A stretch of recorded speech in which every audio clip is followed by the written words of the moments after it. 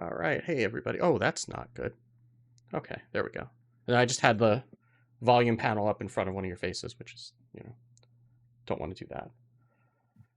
But hi, everybody. Rain, Grand Arcanum, good to see you both. Okay. Oh, I need an Audacity open. That would make it easier to record. Would definitely help. Yeah, I've also been going since about like 8:30 this morning and haven't really stopped. So you're getting frantic, harried Steve tonight is what you're getting. Luckily, news is the first section. Well, not the first section, but first half of the show. Also, luckily, there's no priest cards, so And there's no priest cards.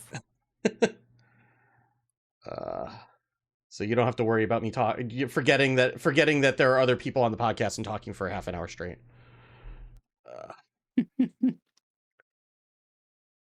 All right. Are we good? Do we have anything we need to do before, or are we pretty set? I think we're good. Yeah. Okay. In that case, I am recording. Recording. It's 4:13, right? It is 4:13. It's actually 7:37, but the episode is 4:13. Shit. Audition has detected a problem with the current audio hardware settings. Well, better it does it now. I'll stop recording for a second. Yeah, same. I would rather it do that now than in an hour and a half or 2 hours. Okay. I might have cursed us by saying that we're going to be live at 7:30 unless Yog interferes. So I might have cursed us. I apologize. We're good. We're good. Okay, we're good. All right, recording. Okay, I'm recording. Okie doke. All right. So I guess, are we ready? 3. You need a second, or are you good? Yeah. Sorry. Let me just resize this. You need to be in the right headspace to clap. You really do.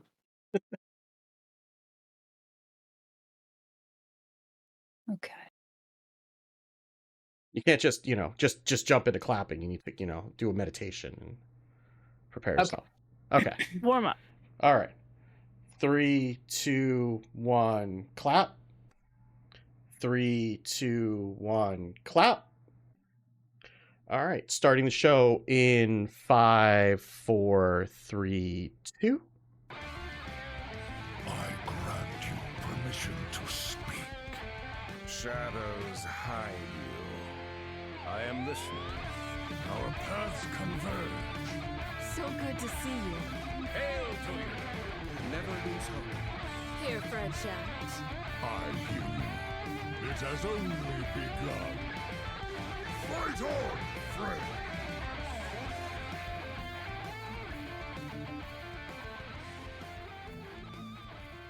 Welcome to episode 413 of Coin Concede, a Hearthstone podcast dedicated to making the competitive side of the game more accessible to you.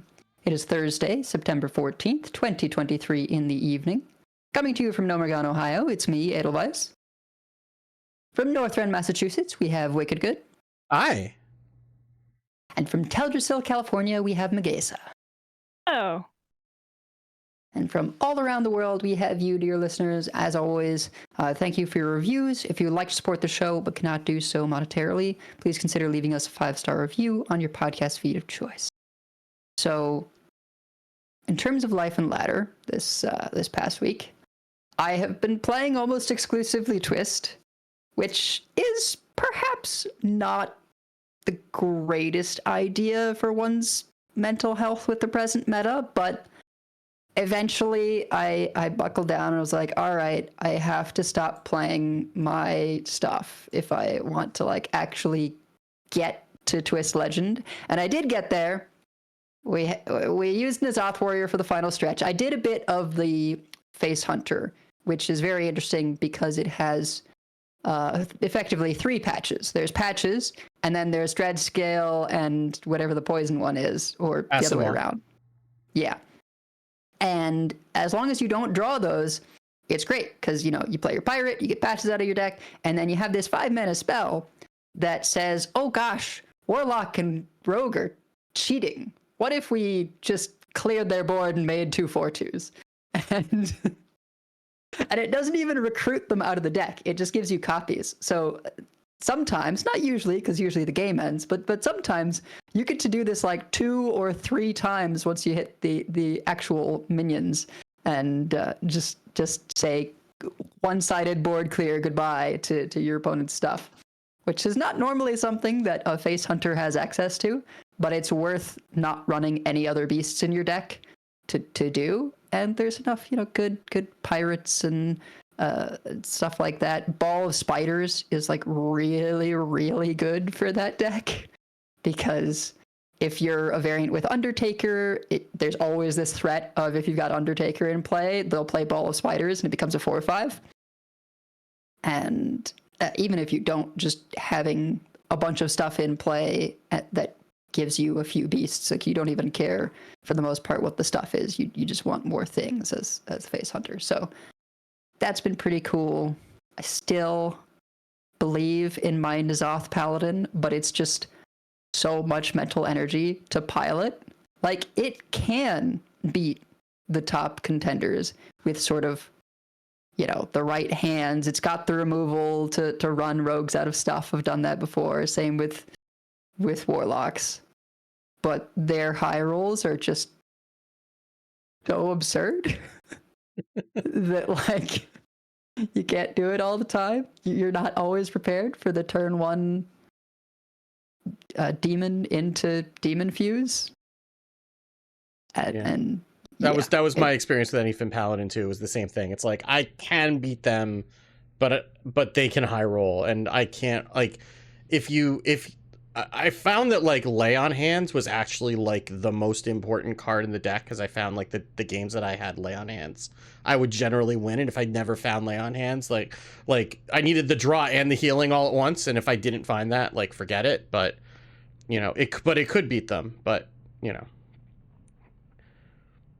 And I actually found what was often important for me against Rogue is the buffed version of Light in the Darkness, where you discover a Paladin minion and give it +2/+2. So sometimes I would just like do that, take whatever costs 3 mana, play it, and start hitting them in the face, because you kind of have to kill the Rogue as Paladin, well, as Warrior as well. I think the reason N'Zoth Warrior ultimately got me there is because if you play the Juggernaut, these decks that like to draw a lot of their cards, you only have to deal 10 damage to them a lot of the time.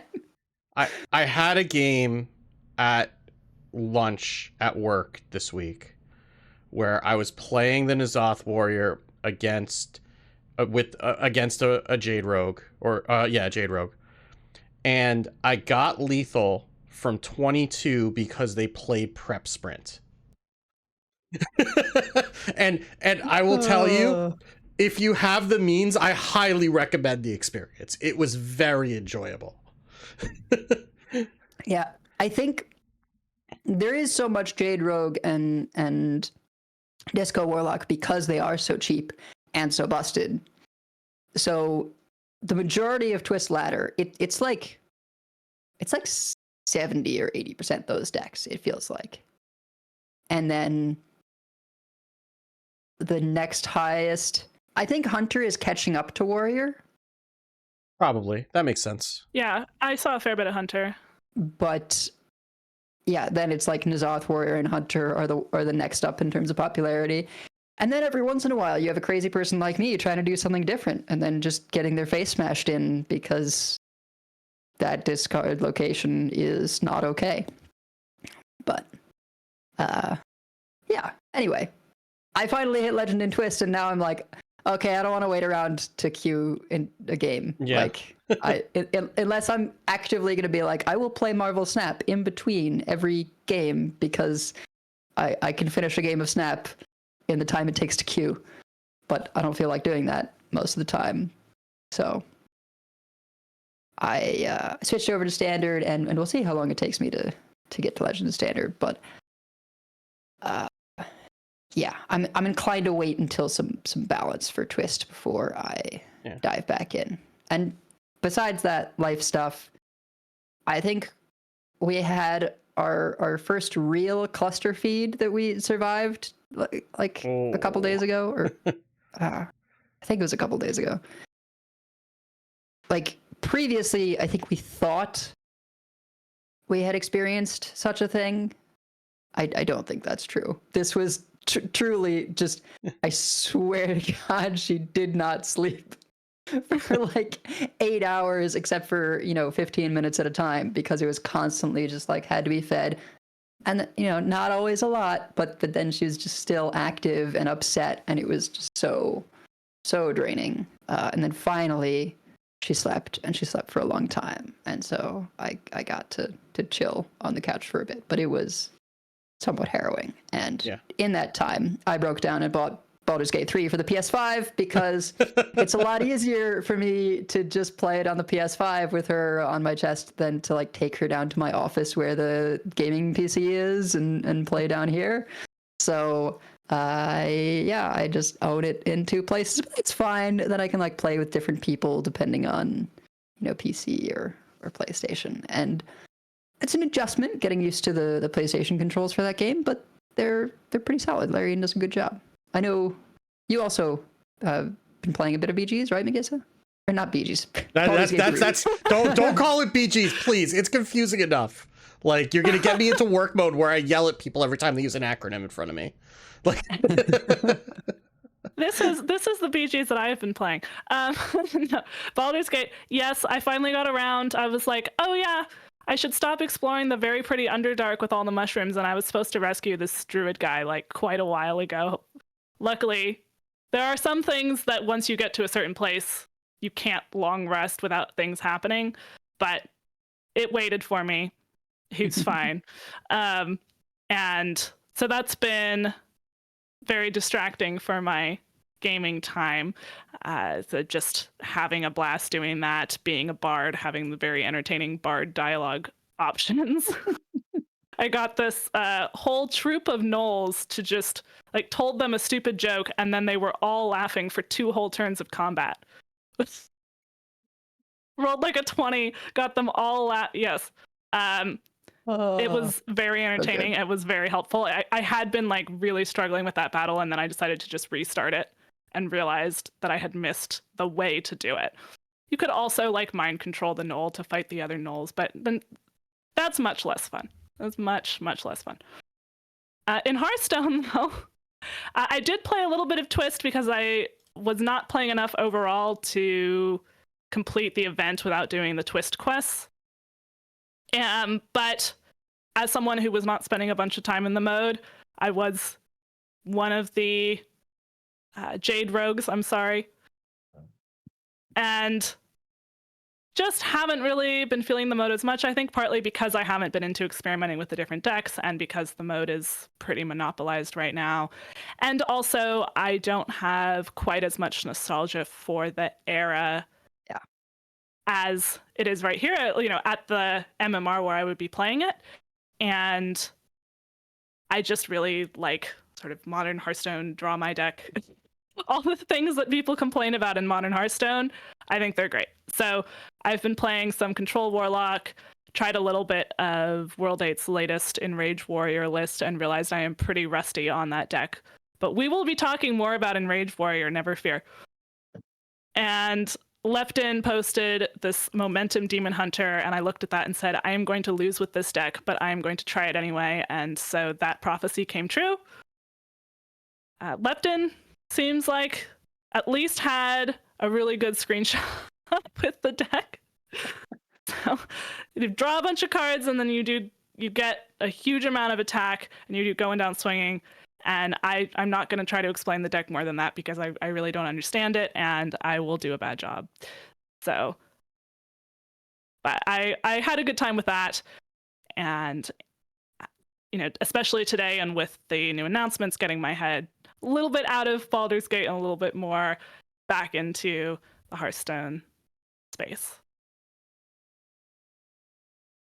And also work and stuff. Work is fine. My students are troopers. They're doing their like first projects and tests and doing a good job with it. I'm sure you have plenty to say about work, Wicked, but I'm if you want to focus on the no, other stuff. no, because I want to think about anything but right now. So I don't have anything to say about work. But where I am also a trooper. We'll put it that way. But yeah, I got Legend in 2 formats this week. So I got Legend and Twist on Friday. I played the N'Zoth Warrior, bullied a bunch of rogues and a bunch of warlocks, and got there. And then I've been trying to play it a little bit off and on, but like the 4 minute queue times are just like not where it's at for me. So and then Monday I got Legend and Standard on stream. I thought I was gonna try the new Nature Shaman. I played a couple of games with it off stream, and I went 2-2, and I didn't understand how I won the 2 games that I won. So I'm like, okay, maybe I'm not awake enough to play this deck. Like I know what I'm doing with the old Nature Shaman, but like because there's like the extra piece of setup with the Jazz base.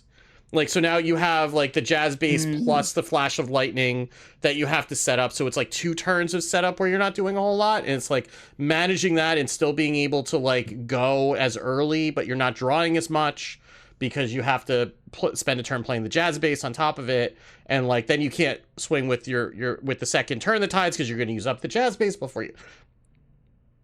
My brain hurt. I'm not awake enough to play that deck. So I just played the Control Warlock.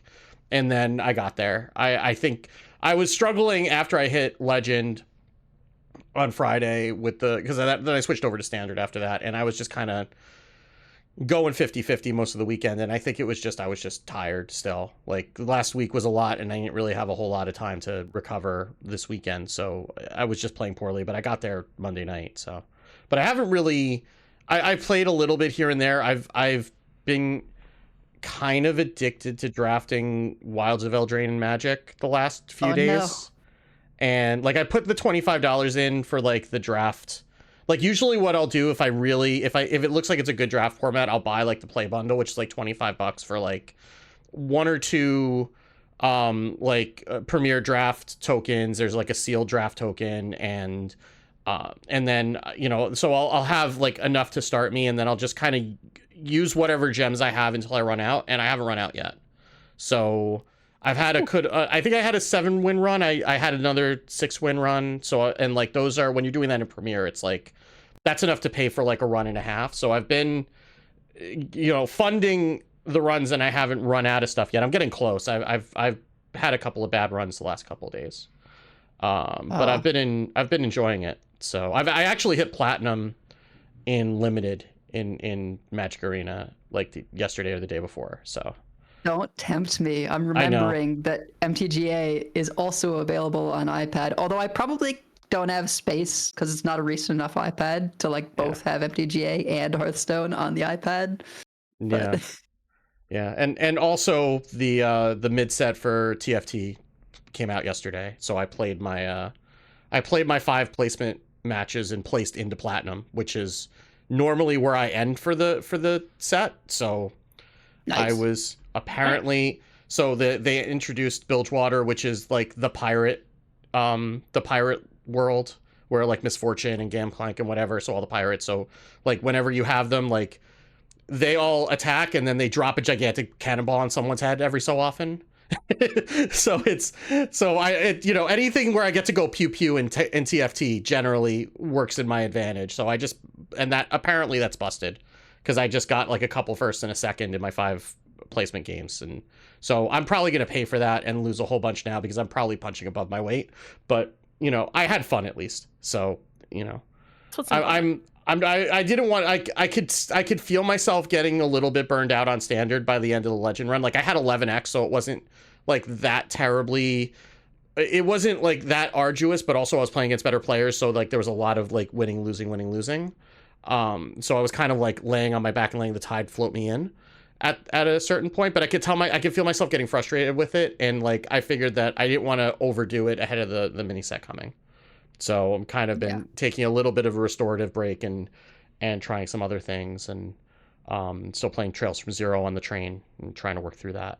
Like, everybody's excited about every JRPG except the one I'm playing. So I'm just like That's how it full goes. hipster. I was looking back at my Steam library and I'm like, oh man, I never finished Pillars of Eternity 2. And also I have Solasta Crown of the Magister. I have like Yeah. RPGs to last me for months. But Yeah. I almost forgot. We had the Heroic Brawl and it was wild. So that's another reason why I'm tired of this Warlock location.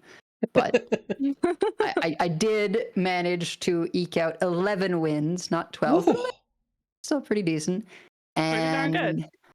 I forget what I did it with. It did not end up being the Shaman in the end. I think it was Even Warrior. Even Warrior. Yeah. Even Warrior. That's was a deck pretty- that's going to get a little better solid. soon too. A little bit. Yeah. It sure is. Yeah, we'll get into that. But, I do want to talk about some of these cards, especially the Warrior cards. So I suppose we ought to move on to some news where we've got some BGs leaking over into our standard. Gadgets and Gazette always gets the scoop.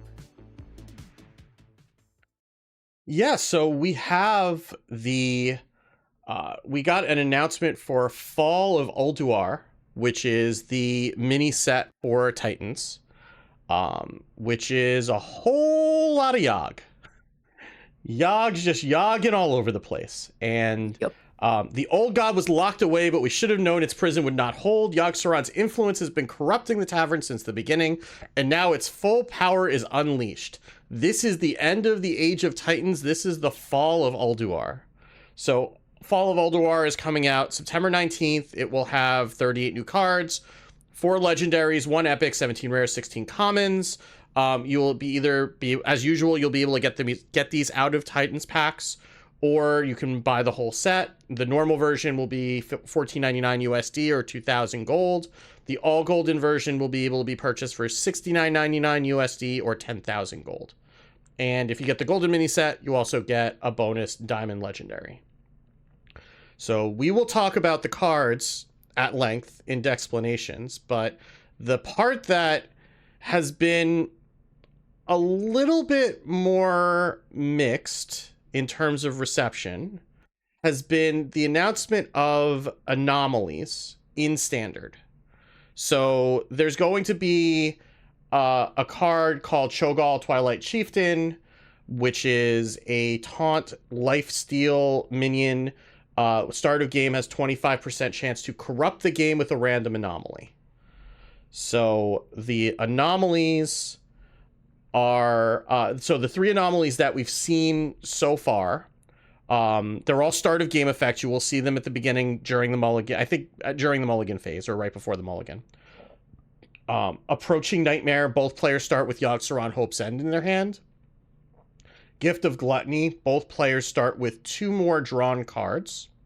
Fast Track, reduce the cost of all cards in both players' starting hands by 1. So these are something that you can put Cho'Gall in your deck, and you have a 25% chance of being able to trigger this. If both players have Cho'Gall in their deck, then an anomaly will guaranteed trigger. So if you both opt into it, like with New Nozdormu, then you will guarantee get an anomaly because you both agree that that's something that you want to happen. Otherwise, if you're foisting that upon an unsuspecting opponent, then you only have a 25% chance. Yeah. However, I think this is basically like when they announced the Nozdormu stuff and the quests and things. One of the I suppose issues for people who wanted to play Nozdormu is that if you never ran into anyone, you just had a bad card in your deck, it didn't do anything, and you were sad because you didn't actually get to play any Nozdormu games.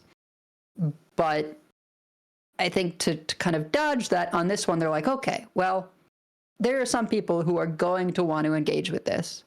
And so they put Cho'Gall in their deck, and they always have a chance of it triggering.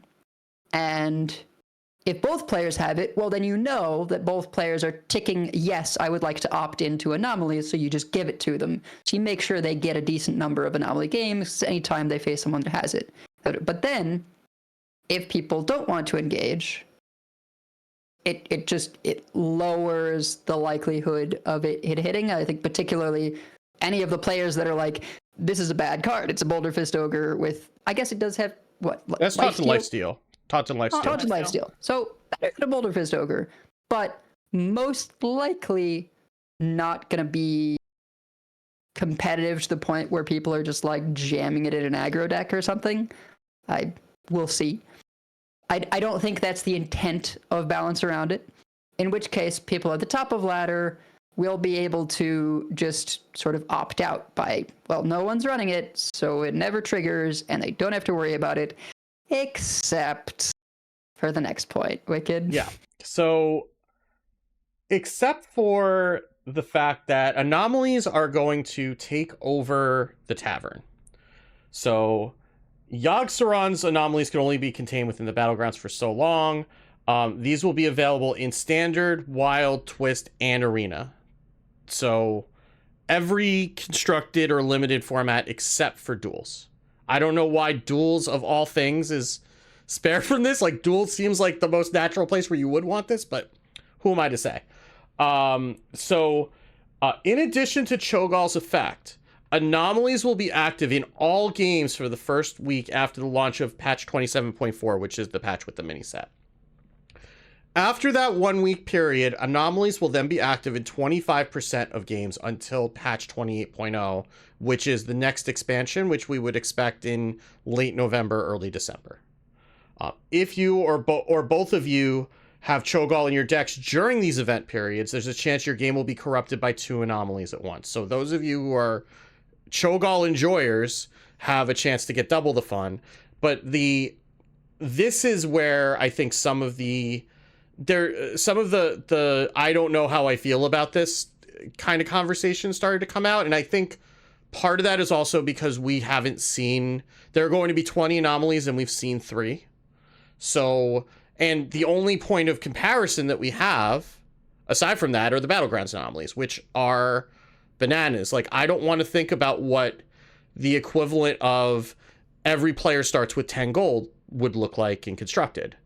But at the same time, we've heard that the ones that we've seen are probably on the upper end of the power level for the Constructed anomalies. And part of the problem might also be that using the same name, I mean, it is a similar effect, but using the same name obviously lends to a comparison to what we've already seen in BGs, and those are very impactful, and they impact the game pretty dramatically. And these don't seem like they're intended to do that, but there's also just, I mean, I'm the kind of person who on the 15th of every month, I go into my quest log and I reroll the quest and I go about my day because I don't want to play with Dormammu and I don't have any interest in engaging with that. And I would probably, if there was anomaly day, during the month, I would probably do the same thing because I don't really want to engage with that. I want to know what I'm doing, especially when I'm playing in ranked. And I think certainly for someone who is like a regular Diamond 5 player or a regular Legend player or a regular 11X player, but it takes them most of the month to get there. The prospect, whether it's actually going to be the case or not, but just, the mind's allowed to wander when we don't have the rest of the information. The prospect of getting knocked back a star or losing MMR because you happen to roll into a crappy anomaly that was suited against your deck, much as like why I stopped playing Marvel Snap, because I was trying to play move decks and kept running into locations that said like, destroy all units at here after turn whatever, right? So like there were just locations that would completely nullify my deck, and then I just said I don't want to do that anymore. So I think that we're going to see the rest of the anomalies by the time that the mini set comes out. And but from what we've been hearing, and we've had some commentary from Cora in particular on the topic, and she said I think some confusion that I'm seeing is stemming from the Battlegrounds anomalies and Constructed anomalies having the same name. BG's anomalies are intended to significantly change the course of your game. Constructed anomalies are not. And basically she said in another tweet that they're trying something fun. They have levers to adjust this if it turns out to be a net negative, but they're trying something new, and this is something they haven't tried before, and they really want to, give it a shot. And I think that that's noble, right? Like that's at least like we want things to be different. We want things to be shaken up, but we can't also just like go in with a bad attitude when they do that, when it's not, like, oh no, not like this, right? Like, Yeah. Yeah, Megasa, I know you've been in the Discord a lot talking about anomalies. I don't know, could you maybe share sort of what people have been saying, how you feel about them? Yeah, I've had a lot of different thoughts about it. I think my first reaction was fairly similar to Wicked Goods in that I feel like I like to, in some ways, Hearthstone is a game, as I've been seeing pointing out, Hearthstone is a game that has some randomness in it. I've seen people use this point both for and against. The point for being, if you're here with this game, this is not a paper card game. This is a game where we have some random effects. We can do this. Other people saying, I don't want more randomness in my Hearthstone. I feel a little bit like Hearthstone, on the one hand, Magic doesn't have the same kind of random effects because it is a physical card game as well as a digital card game. But on the other hand, the Hearthstone decks can be more consistent because there's more draw, there's fewer cards in your deck, you don't have drawing too many lands or not enough lands, you just have the amount of mana very consistently that you think you're going to have unless someone plays Doomkin. And it sounds like a Doomkin has hurt today. you once or twice this week. I've been hurting other people with Doomkin. Oh, okay, week. fair enough. It's like, oh, you think you're playing Odin? You are not playing Odin. Or you think you want your Sarge out ahead of me? That's not happening. So I definitely am the kind of player who likes to play a consistent deck in Hearthstone, have a sense of what are my matchups going to be like. And so my first reaction seeing these was, this makes it harder for me to do what I want to do.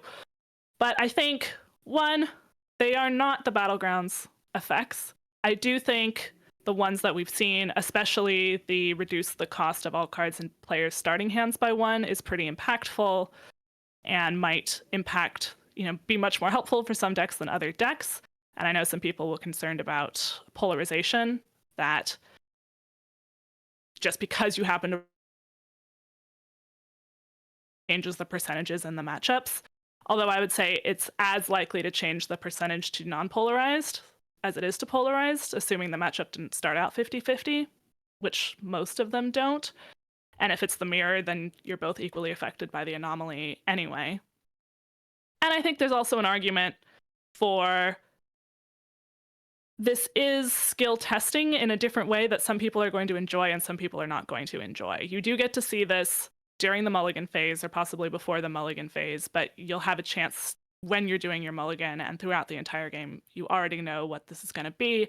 It's not randomness a la Thief Rogue where you just have no idea what to play around. There is some randomness like that in this set, which we'll get to. Yes, and there may be some anomalies that are like that. There is one that gives both players Yogg Saron. But something like both players start with 2 more drawn cards, or even the reduce, it's a lot more to play around, but it's not like an infinite set of everything in the game. Should have played around it, Thief Rogue. So it does. I do think there is some potential for skill expression, and that may be more or less true depending on what the other 17 anomalies actually are. Oh God, I also think, any particular given anomaly, there might be one that really is unfortunate for a particular matchup for you. But especially after the first week, it's a pretty low chance that you're going to roll that exact one, which won't make it feel better when it does happen. I want to be very clear. There will probably be more salty moments, but it's unlikely that you are going to get messed up by this more consistently. And if a certain type of deck is more consistently messed up by them, it sounds like they are ready to balance it. So overall, I don't know. I'm super excited for it personally, but I know that there are people who feel like we need a shakeup. or they just like to be on their toes a little bit more with the game. And and I think that's totally valid. And I also think, we have to see how they play. So I understand a lot of the concern, but also there's been some reactions that are very extreme. And I had my one moment where I was like, am I even going to play Standard the week that this comes out? Like, that was my first reaction. But one, I'm on a Hearthstone podcast, so I have to. Two, I think I would anyway, because it is an experience to have. I'm not one of the people trying to make the Masters Tour. That does sound rough. And they're probably not nearly as impactful, especially once we get down to only 1 in 4 games, as it feels like when you first see them. Yeah. And if they are, they'll change them. Probably. Right. Yeah. They've said they want them to be, spice, not game warping. So we'll see.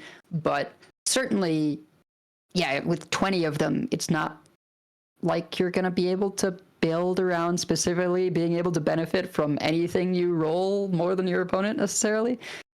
Looking at these 3, I would say, oh, well, maybe something like Mech Rogue would be pretty good, because 2 extra cards is great for that deck. A discount is great for that deck. And if you get Yogg, maybe you've gotten enough spells off of Mimiron that you have a decently juiced up Yogg in your back pocket just in case. But with 17 other possibilities, who knows? Maybe there's something else that gives your opponent a card that really screws you over and doesn't really do anything for you. So, and just as easily, some of these, okay, yeah, you discount your hand by 1. They've also had their removal discounted by 1. So, maybe they're able to deal with something earlier that they wouldn't be able to. It's one of those things that we're just going to have to play with it and find out. But I think my biggest sort of question mark is with the 25% until the next expansion. I think the week of everyone is fine. Sort of force everyone to engage, see if they like it. If they don't, it's gone at the end of the week. Maybe you do 25% for another week for everything.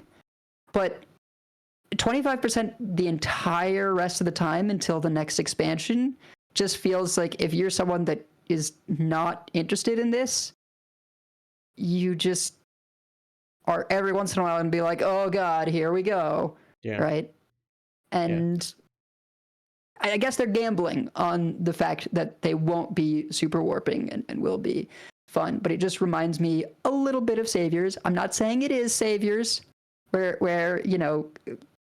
sorry, not. Oh, Doom in the Tombs.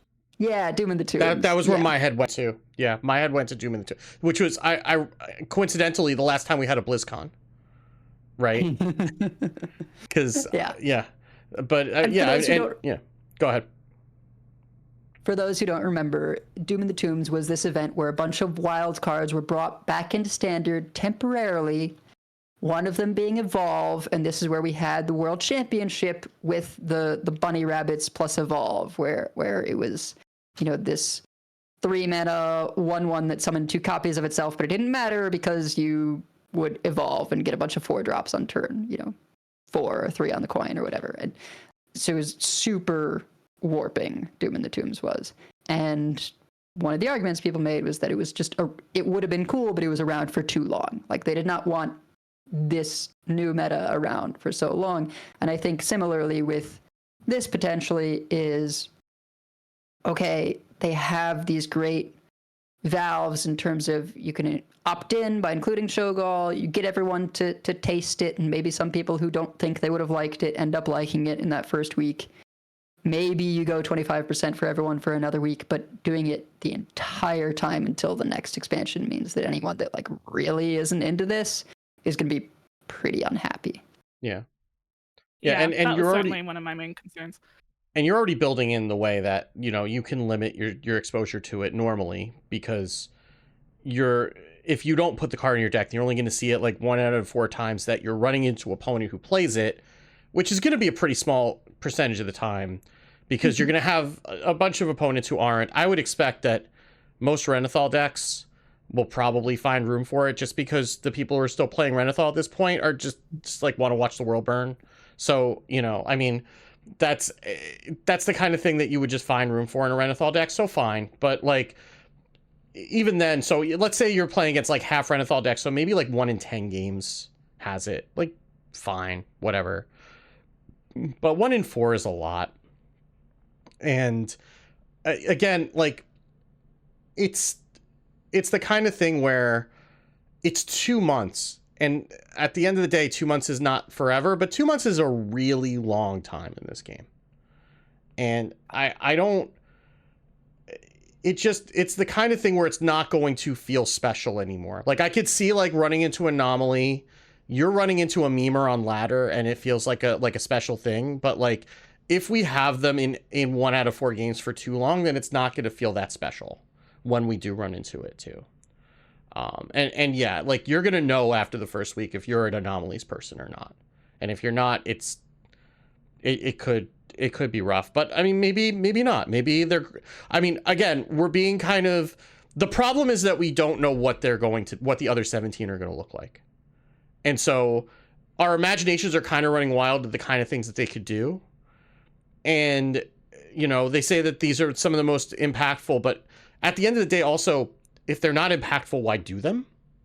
Right? So there's going to be like some amount of impact, and depending on how you feel about that, you know, but we'll see. I think it's worth keeping an open mind going into it, and then see how it feels, right? And I would expect that if they get a lot of feedback in the wrong way, it should be fairly straightforward for them to just turn off the 25% early, which is what we had said in Doom of the Tombs, right? Like, please just do that. Like, you don't have to do balance changes. This was back in the days when they didn't really do balance changes a lot often. Like, we don't need nerfs. We don't need buffs. Just take the wild cards out and let us play the game without them. And they didn't do that, right?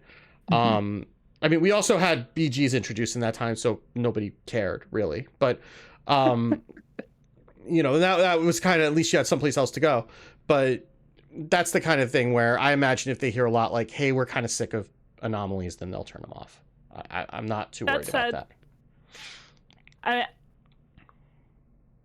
As I'm sure everyone knows, but just that said, of course, if you are posting, you know, you are frustrated by them when they launch and you are posting feedback, obviously don't send that as a personal attack to anyone on Twitter, to any of the devs, to anyone else on the team, to Ridiculous Hat. You know, none of these people, you know, no single person is like responsible for this, nor does it help anything to make a personal attack. And that's also not what they would listen to, right? That's not effective if you are frustrated by these. You know, I definitely am a little worried about the length of time, and also just because in general, adding more uncertainty to the game is not something that immediately sounds like something that I want, but I don't really know.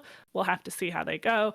And it could be they're trying to have some talking point to try to get people to play a little bit longer during the sort of month 4 before an expansion, when traditionally people are less interested, even though often the format is more balanced by then. But it's you know, if people don't like it, then that won't work. But we'll just have to see how they play out. And certainly, at least for the first week or two, and possibly after, could be fun to have to do a little bit of that on your feet. And I will say, have those crazy modes. And I will say, the three of us are like a particular demographic of player that is not the norm. So I wouldn't be surprised if, you know, the vast majority of players are super into this, right? Yeah. The people who would otherwise just be falling off waiting for the new expansion, which is sometimes us as well. But this could really just sort of provide that extra spice to keep people engaged while they wait for new cards. And I hope that they're right, that they're just sort of fun and not a big deal, and when it's every a few games rather than every game. Even people that aren't super into them will just be like, grumble, grumble. Okay, move on. Like, Yeah. I hope that we're sort of wrong and it can hit that sweet spot for everyone, because I know there are a bunch of people that are very excited for these, and I don't want to yuck anybody's yum here. Yeah. I think it is a good idea to try this kind of stuff in a 10-year-old live service game. Like, yeah, and keep an open mind about it, right? Like it's just because it's different doesn't mean it's bad. And I guess the other reason that having it until the next expansion might be a good thing is that there's a BlizzCon in the middle of that, where there's going to be a lot of people who are going to be reintroduced to Hearthstone who might try it again, right? And something like that being active in the game when they go to try it might be the kind of thing that makes it more attractive to them. So that's something to think about. Also, in general, if you are displeased, you don't need to direct your displeasure at Ridiculous Hat in the Discord. I assure you, he is there as much as he was before, and he is seeing it all, and you don't need to tag him. I promise you. Just keep it civil. If you have to go to the salt mine, go to the salt mine. I assure you, you do not need to @message Hat and tell him that you don't like it. He will see it. I promise you. Do you ever need to @message Hat? He sees everything. You really don't. He sees You don't. everything. Only if there's a new Metroidvania that I need to let him know about. Sometimes then I do need to @message him. But And thank you too. I will say overall, I think the discussion has been really thoughtful. In the there's the Salt Mine channel for the Salt Mines, but overall, I think the discussion's been really thoughtful. We've had some people who've really put in a more positive and enthusiastic perspective, which I think, again, we're not necessarily representative of every Hearthstone player out there, and this is something that a lot of people really love, and so I'm glad that those people also really brought their perspective into the channels. So thank you to everyone who's made that a good space. Yep. So in other news, we got announcement via I believe a GameSpot article about the new mini set. We got an announcement about the format of the October Twist season. It will be the same as the current Twist season, except that you can add up to 40 cards in your deck, and your life total will match the number of cards in your deck. So if you want to, you don't need a Renathal, because Renathal is not valid in that format, but you can just go and keep adding cards. If you want to play a 35 card deck with 35 life, go do that. You want to play a 40 card deck with 40 life, you do you live your best Renathal life. But that is, if you want to just keep playing the same decks that are there, then you can also do that. If you are concerned that it will be the same discard Warlocks and Jade Rogues that we are playing now, fear not. There has been some statements from Aleko on Wild and Twist balance. He said, "We've heard a lot of feedback on the state of Wild and Twist, especially as to Warlock. We wanted to let you know we're aware of the issue, and our next balance window is the scheduled data-only hotfix patch a little after the 0.4 release. In an ideal world, this is longer than we'd like to go between patches, but for technical reasons, this is the patch schedule available to us this time. The upside is that it means that we'll be able to consider data from the new mini set cards in our adjustments." So that will be the 0.4 release is going to be Tuesday. Generally, it's like 10 days after the set releases, so you could look at like a week from Thursday. So 2 weeks from today as we're recording this. That's still, it's going to be before the end of the month. It may feel like a long time.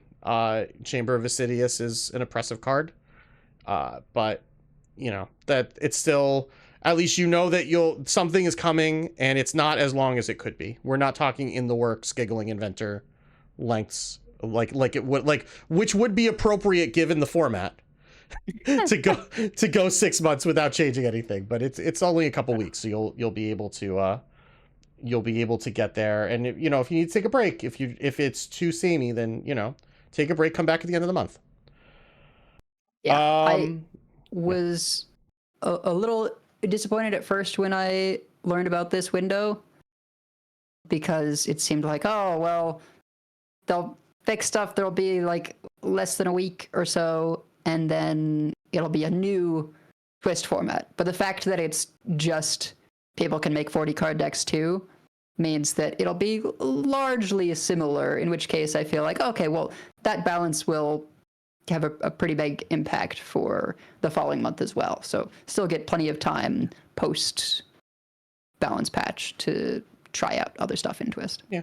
You might see some more Reno lock, with 40 card decks, 40 life decks, or Reno decks in general.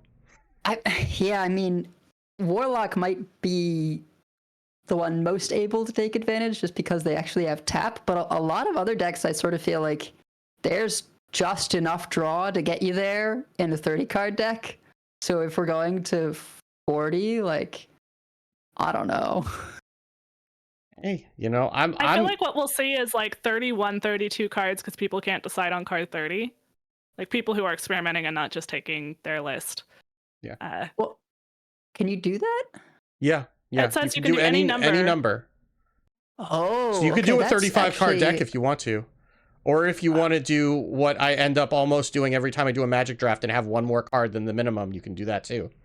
Oh yeah, I used to do that all the time. The 41 card the 41 special. Card, yeah, 41 card special, exactly. Which is like, I know it's wrong. I just couldn't make a decision. That's what I just hear Schwal yelling at me to just man up and pick and get rid of one of the cards. Yeah. He's not. They're not actually yelling at me, but I hear them yelling in my head that I should just cut one and stop being indecisive. So, yeah, and they added the Fire Festival Liadrin and Roaster Magni back into the shop that you can buy with gold. So the Fire Festival Liadrin is a pretty good skin, and the Magni one's not bad either. So if you have 1,000 gold laying around that you're not saving for the mini set, go and pick those up. And we've got a tiny bit of tournament news, so I guess that's enough to justify playing the bumper. So let's do that. It's the grand tournament. It's really hardly anything, but I wanted to talk for a bit. We got our esports dates for Lobby Legends. Lobby Legends will be October 14th and 15th, and then the Masters Tour for Standard will be October 28th and 29th. I think the big controversy here is that this was not the date initially expected, at least for Masters Tour. I can't speak to Lobby Legends, but Pocky has a tweet where he says, "Hey, I bought a non-refundable ticket for the end of October because earlier in the year, it was said that the Masters Tour would be in November." And I suspect this is because they wanted to squeeze it in before BlizzCon. But it really sucks, certainly for Pocky and potentially for other players. Pocket Train, not Pocky. Sorry, Pocket Train. I always mix those in my head. Pocket Train. Our Naga mage player. Yeah, because if you made any plans and like you qualify, now you gotta shift your whole schedule or like just give your spot that you worked so hard for to the next person. It's really unfortunate. I think this is just further proof of the problems with just like pre-planning and scheduling with Blizzard, because I mean, I'm glad at least that for me potentially casting this, I haven't gotten an offer or anything yet, but potentially casting, I'm like, okay, I can set aside that weekend. But if I had been planning something, even this is not a ton of notice. I don't think people have, Wimbledon announced 2 months out from when it's going to take place. It's like the schedule for the year is announced. Okay, here's the French Open, here's the US Open, here's the Australian Open, here's Wimbledon. And I know it's not the same caliber anymore, but it's really tough for the players and anyone involved in the esports side of things when you just cannot really plan around except for speculation until you get an announcement like this. So all the best to Pocket Train. Hope he's able to make it or somehow work out his ticket, whatever. But I think he said that he's going to be able to play from wherever he is. So yeah. okay. Yeah. I mean, he Do his may best. making you're not going to do that much. You're not going to put that much grinding in and not make it work, right? Like, I would imagine. Yeah. Like that would just like as horrible as I felt for him getting to second, and then having to do this again. I would feel worse if he then put in all this work for the last 2 months and then couldn't play in it because because of like a scheduling conflict. That would be awful. So, Yeah. And then on top of that, anyone who is maybe on the cusp is going to be finishing up their September ladder qualifications with Anomalies active, which we've already stated from a competitive standpoint is probably not something people are going to be too happy about when it's a factor that they can't really control, having those guaranteed anomalies for the second to last week of the month and then the 25% chance for the last week of September. And September is that last qualifying month to make it into this last Masters Tour event. So good luck to everyone grinding ladder then. We may have an even more insane Pocket Train stream at the end of the month. But yeah, I'm glad that they've announced it this far in advance because that's better than the last two, but it's still not great. yeah.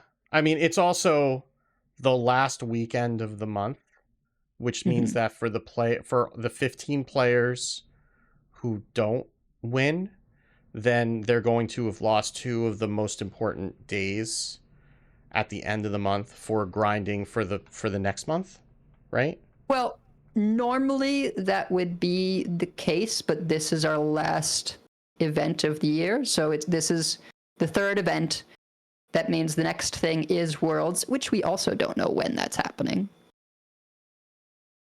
And I don't think they would once again make the mistake of having stuff matter towards a next thing that people don't know about yet. So I believe that September is the last month of qualification stuff. And then depending on the results of this Masters Tour, we'll have Worlds at some point. Maybe Worlds will actually be this year. That'd be fun, to have it in the year tour. I guess the only thing is that it could matter for determining who the top points earners are who are going to get invited, because it's at least according to the original 2023 announcements, that the top points earners are going to be determined based on placement from January through November. So for the players who don't win, then they're going to be, their last chance is going to be that month is going to count towards their points. So I mean, it's the following month too, right? So like that's a pretty critical month at that point. So that could be pretty significant, even though there's not going to be like a winter championship. Right. Then yeah, you are correct. So they would have to go immediately from competing to then, 30th, 31st, grinding ladder with anomalies active. 25% and everyone else who wasn't in the event having those 2 days to grind ladder. Right. Yeah. So it's, I mean, we could go on at length about all the problems with this system, and it is what it is. But yeah, I almost wonder if they originally had it scheduled for the following weekend and then realized that BlizzCon was there and they weren't going to be able to do it at BlizzCon. Like, I don't know anything. I'm just like wild speculation, but like, yeah, that would be my guess. Yeah. Because it would be awesome to have an esports event at BlizzCon for Hearthstone. Like, that's always hype as heck. And yeah, I wouldn't be surprised if they were looking at it and were like, hey, we can't actually make this happen, whatever reasons, who knows. And then at that point, it's, well, do we do it the week before or the week after? And they picked the week before, and here we are. Here we are. So But anyway, we have new cards to talk about. yeah, let's happier topics. Let's do that.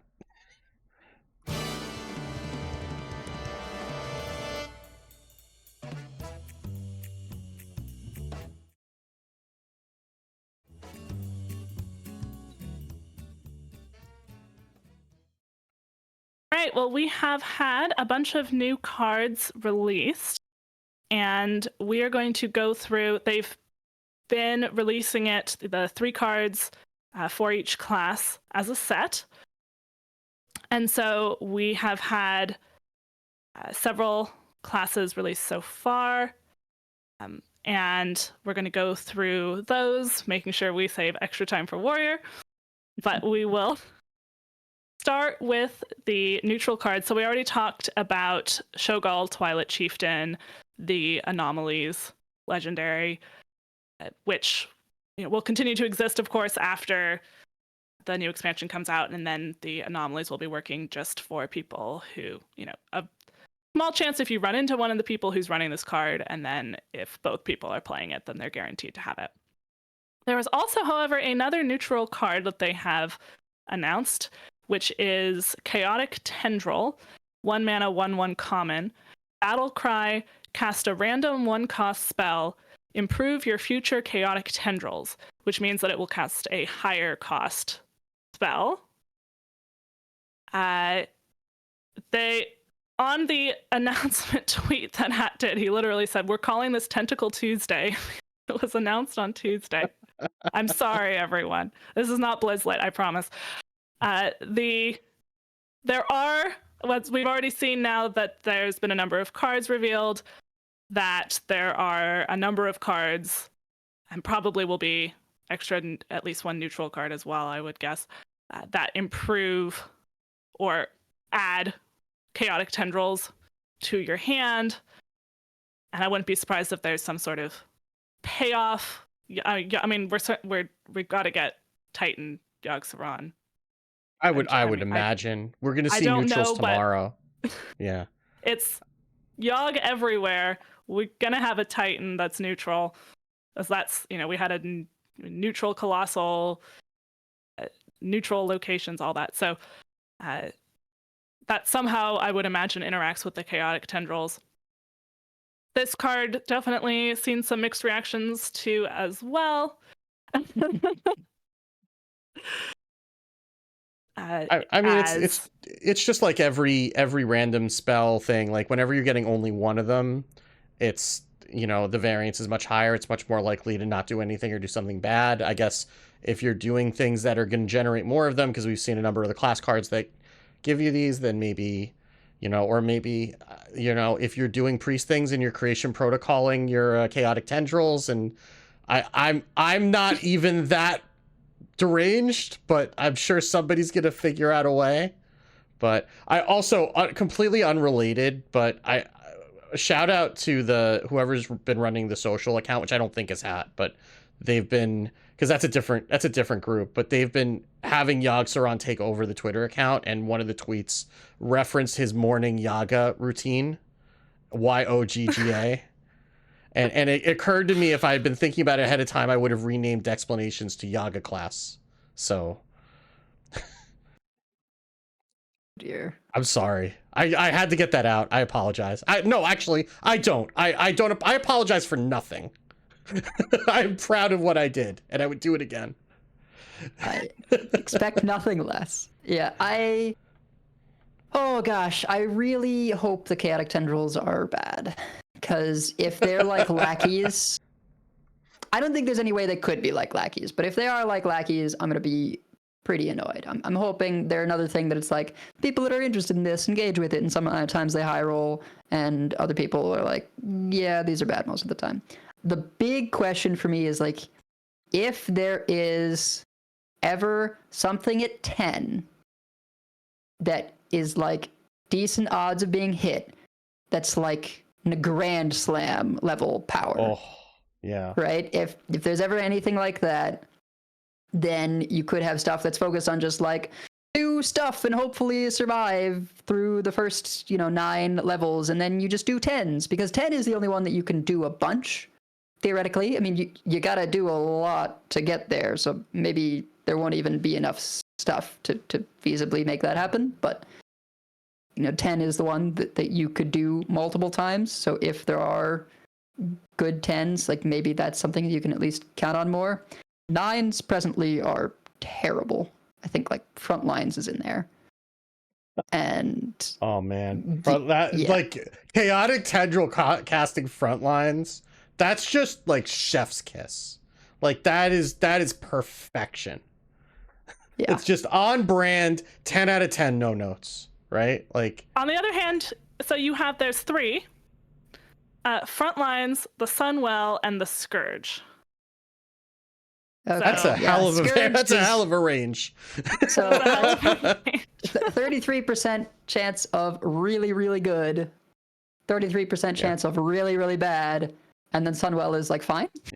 You got a 66% chance to get a board and a 33% chance that you're happy about having the board. And 10 mana right now. Convoke the Spirits. Pyroblast, no. you're not aiming it. Uh-huh. Garden's Grace, but you're not aiming it. And From the Other Side. Which There's be also bad. Climactic Necrotic Explosion, but that is a triple room card and so cannot be generated. That Is one that specific in- that one specifically is excluded as a legendary spell from random generation. That Oh, and even random generation. Okay. Yeah, that and the rogue Yeah. that and the rogue legendary spell. Bounce around. Those two were explicitly excluded from any random pools. Great. Yeah. We'll have to see. Presently, there aren't too many things that generate these. Rogue is always highest potential because Shadow Step exists and other bounce effects. And also, they got one of the cards that gives more. So we shall see. Yeah. I don't Well, think it'll quite be Thief Rogue. You can't aim them is very important compared to Thief Rogue, where you would get these things, hold them in your hand, and then play them at the most annoying possible moment for your opponent. like we had Servant of Yogg-Saron. I believe they buffed it and it still doesn't see play because it's terrible. So, but again, if you're getting these in volume, then you could play 5 of them and maybe one of them does something for you. Is that something you want to be doing with your life? I'm not going to tell you how to live your life, right? Like you just if your best life is tentacles, I mean, first of all, go subscribe to Blizzlet, but also like I hope you enjoy it. That's all. I don't know if it's going to be competitively viable, but they sure are putting them on other cards. Tell you what, as if in answer to what you do against tentacle decks. Okay, so why don't you tell us about some of these hunter cards? The Hunter spell that I am most excited about, as someone who has been playing Arcane Hunter a lot recently, we have Celestial Shot, 3 mana arcane spell, deal 3 damage. Your next spell has spell damage +2. That can go face. And of course, as an arcane spell itself, it can be buffed by Haldoran or any of the other arcane spell damage buffs. And and then it buffs you. You play this into the Eversong portal, you get 2 extra lynxes, and that's a nice curve. You can kill something while you're waiting for that big board. I definitely see a lot of potential here. Or it can help get you that last bit over the top. You play this, and then you play the 1 mana deal 2 with 2 extra spell damage and whatever else you already had, or you do a big clear with Ricochet Shot. Or spell power, or star power. Or star power with this is insane. Yeah. God. Yeah, Arcane Hunter is already quite strong, even with the nerfs. And, they took away what was it, Halderon curve into Eversong Portal, but now you have something arguably better to curve into Eversong Portal. And yeah, fantastic. In other situations, you like clear something up on the way to being able to star power for a big, board swingy clear. You use it for that extra burst. Like, it's just so versatile the ways that you can set this up. And I'm just spooked about what things this deck is going to be able to do with not just an additional arcane spell to get buffed in terms of its own spell power, but another one that buffs things. Plus, when Terra Coil exists, right? I mean, do you even have space anymore? I guess probably, because it's still gross, but... I mean, yeah, just play Renathal in there, you'll be fine. Cut that out. Do not... Listener, do not play Renathal in Arcane. Then you have room for all those cards and Shogal. It's perfect. I don't know what your problem is. The fact that this persists between turns is really huge. If this was your next spell this turn, it would be a very different and much worse card and have to be cheaper. Yeah, I would think. But it makes so many nice curves and so much flexibility the way that it is here. There's also two other cards. Bestial Madness, 2-mana shadow spell, give +1 attack to all minions in your hand, deck, and battlefield. So it's like wasn't there a druid card in Sunken City that no one plays? There's a paladin. Yeah, there was a paladin one that did something like that. I mean, like Survival of the Fittest. It was more expensive though. Yeah, Survival of the Fittest did this. Was that hand, deck, and battlefield? It was. Yeah. The druid one, I think you're referring to. That was also 10 mana. You had to do a few more hoops, and that's because it was the garden one. So you would put it like buffed stuff +1/+1, and then you put the sunken one, Sunken Gardens on the bottom, and that one buffed everything everywhere +1/+1. But I'm just thinking of, if we're still doing Renathal Hunter things, Bestial Madness, definitely something I'm interested in. That Hound Hunter, right? Like being able to buff the attack of your hounds, and also this Twisted Frostwing, since the Death Rattle summons a Chimera only based on the attack stats. You can do things like, obviously Bestial Madness works with it very intentionally, but if you've done anything with bananas, right, then when it dies, it's going to summon a pretty big thing. Like, Twisted Frostwing seems quite powerful. Or bait and switch, too. Yeah. It does... Twisted Frostwing, 4 mana, 3/3 beast, rush, death rattle, summon a chimera with stats equal to this minion's attack. And that's also, they have a lot of those attack-based cards that we were playing with at the beginning of the expansion, didn't quite come together as well as Arcane Secret Hunter and Hound Hunter. But both of these cards, certainly Beast Hunters in general are doing a rethink because of their nerfs. And there might be these cards helping that buff attack archetype. Yeah, I mean, we saw, because of like Hound and other stuff, the shift towards, okay, you don't actually have that many beasts, you just have the big ones, but maybe we go back to some of the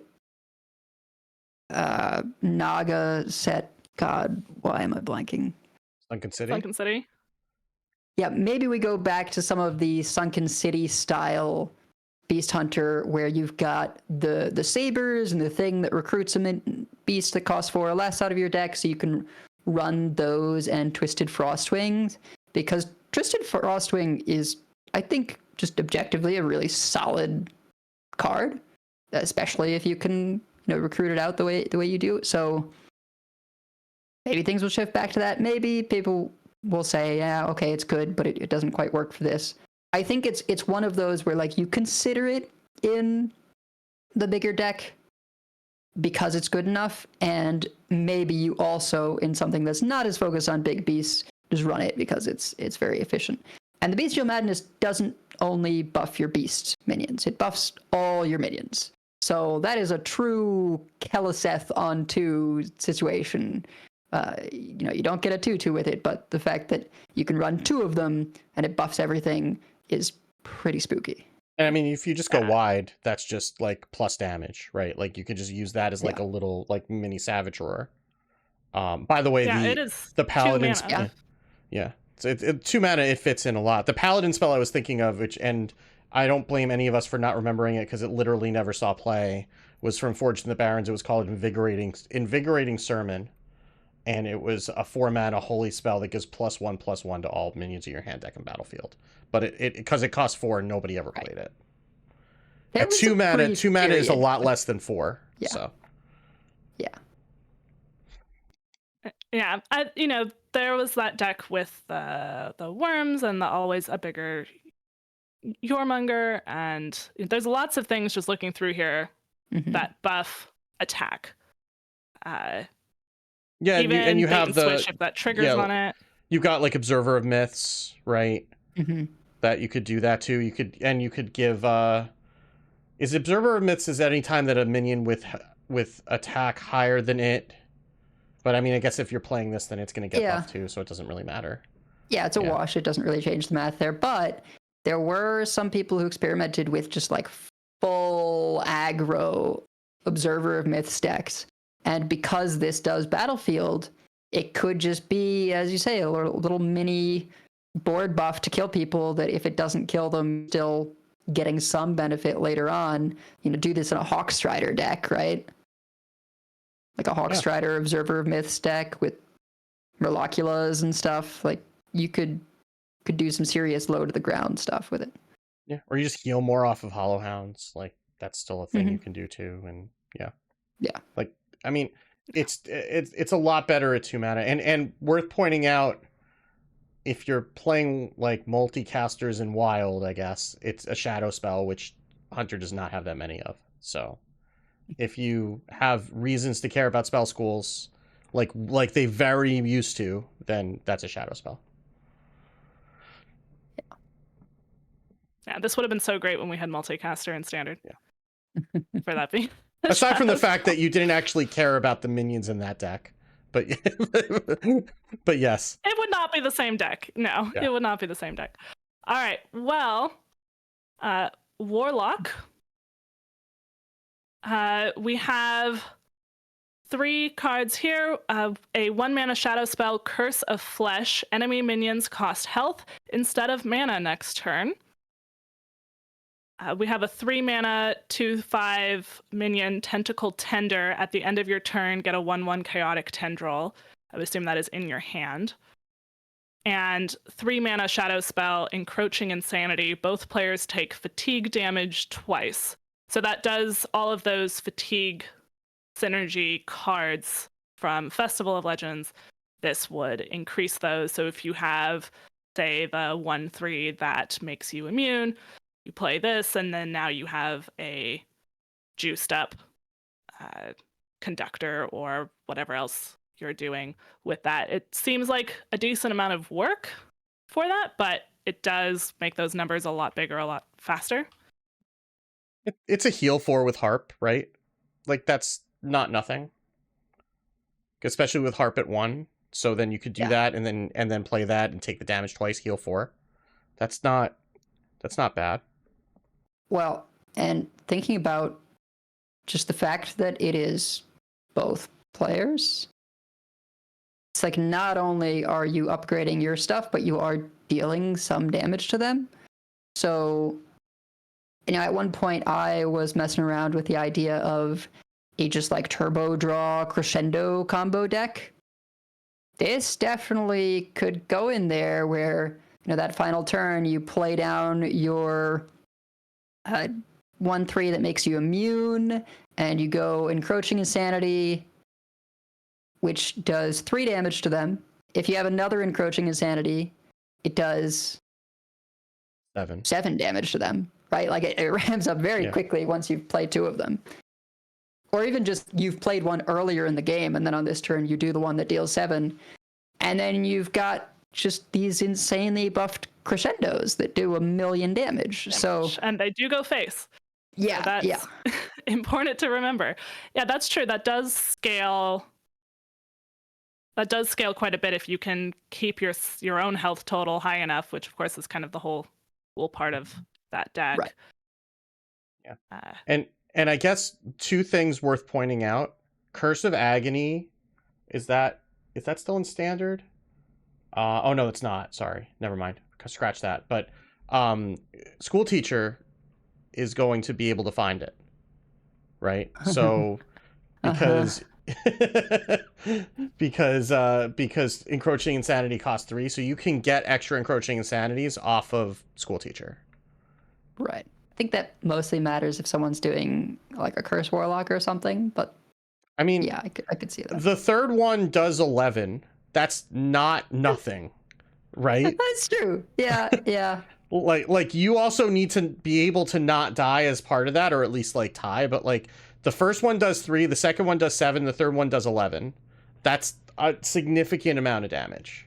Yeah. So I mean, there's a world I could see where you're something a bit slower and you just run Encroaching Insanity and the thing that makes 3 3s and then the crescendos, and you skip the 2/2, because I feel like the 2/2 was only ever there to upgrade the other ones. Like getting just a big minion was never really that important. So you could kind of streamline by just doing this. And I don't know, potentially in the aggressive one, you run this just because it's burst or it's play on 3 into turn 4. Now, if you've done nothing else, you have 3 3/3s and a 3/4. Yeah. So it ramps you pretty fast. True, even for the more imp aggressive fatigue, which is where we're seeing this played right now, although it's not a super common archetype, since there's 3 other more common warlock archetypes. But yeah, this does curve nicely, but then it could enable one that's more focused on the burn and less focused on the imps, because it ramps up the crescendo more. Yeah, it's an interesting card. Definitely. Yeah, it's the most interesting to me of the warlock cards. Curse of Flesh, I feel like this has more possibility of being played than the 5-mana 7/7 legendary that did the same effect. Commander Ulthok, yeah. Yeah, because thing you get off Countess. Yeah. Basically, I see it as a tech card for something aggressive where you're just like, okay, I've got them almost dead, and I really can't afford for them to play Behemoth or Aman'Thul or some other big minion swing turn that could heal them up, or Hollow Hound, right? Where you're just like, I'm gonna make this costly for them. Maybe not Hollow Hound, because if they survive playing it, they get to heal back up and then play a bunch of stuff. But it's one of those things where I feel like it's only relevant if you can be pressuring them a lot such that they can't afford to pay the health. Yeah. Or I guess because it's your next turn also, right? So no, it's just enemy minions cost health. Oh, enemy minions. Sorry, I missed the word enemy. So yeah. So yeah, it's like this feels like it's going to be a Trollden All-Star, right? Because like this again, it's the kind of thing you can get off a School Teacher or off of like a Mechanome Guide or whatever. And sometimes people will just throw it out, and then all of a sudden there's going to be like 29 mana worth of minions on the board the following turn, right? And it almost feels like a card that they put in to make some of the Discover pools worse, like, because like that's the problem. The problem with Ulthok was not that it was a bad card; it's just that like you have to really have a very good handle on the game state in order to not kill yourself when you play that, because you can just hand the keys to the game over to the other side if you're not careful.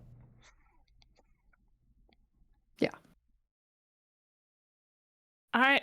Well, Demon Hunter. We have a lot of cards based around drawing cards. And that's an archetype that Lepton's Momentum Demon Hunter that I tried out just before the show, notwithstanding, has not seen a lot of play, but these cards add to it. So we have a 4-mana 4/4 minion Mindbender. Battlecry, deal 1 damage for each card you have drawn this turn. That can go face or to a minion. We have a 3-mana Fel spell, Sigil of Time. At the start of your next turn, draw 3 additional cards.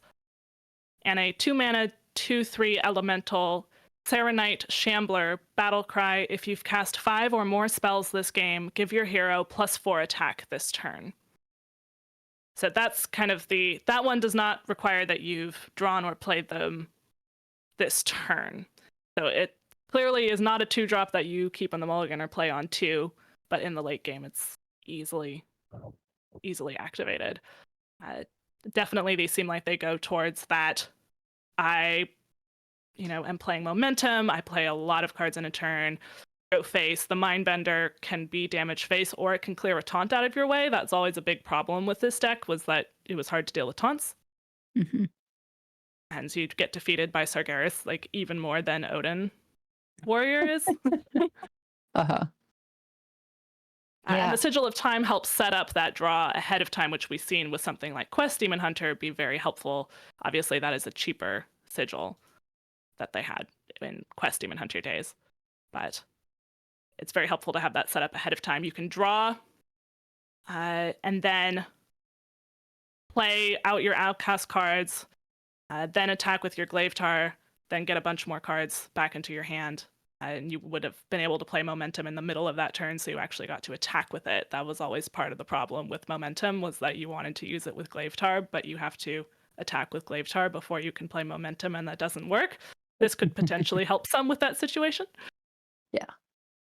Yeah, I'm a little excited, a little worried about some of these things. I don't know what will ultimately make the cut, and thinking about various builds, like I could see, ones that include more minions where you do run stuff like Mindbender, Serenite Shambler, because they do give you a pretty considerable amount of attack. I also wonder if maybe there will be a Scythe variant that just guarantees you get your guy that casts the first spell you draw each turn, right? And then you've got your Momentums and your Sigil of Times, and you put 2 other crucial minions in that pool, and you could do some pretty silly shenanigans that way.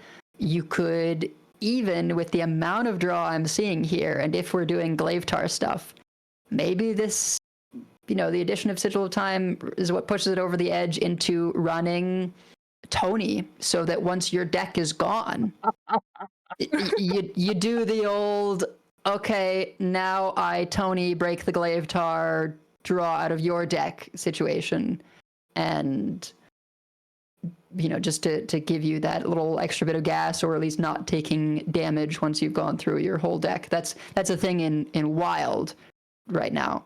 So, but yeah, there's a lot of potential damage here when you consider all the stuff that can draw you, and then you do something like play a Mindbender.